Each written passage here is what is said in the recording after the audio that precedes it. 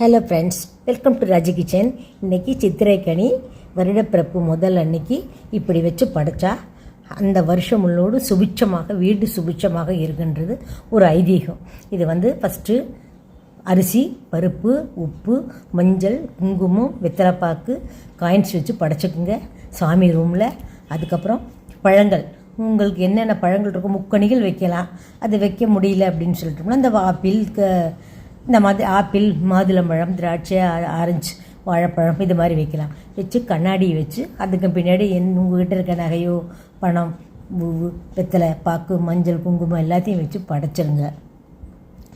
இது வருஷம் முழுவதும் சுபிட்சமாக இருக்கிறதுக்காக இந்த சித்திரக்கனி இப்படி கும்பிடுறது வழக்கங்க. அந்த காலத்து முன்னோர்கள், நம் முன்னோர்களும் இப்படி கும்பிட்டுருக்காங்க. இதுதான் வழக்கம். இந்த மாதிரி கும்பிட்டு பாருங்கள், ரொம்ப நல்லா நிறைவாக இருக்கும். செஞ்சு பார்த்துட்டு கமெண்ட் பண்ணுங்கள். தேங்க்யூ.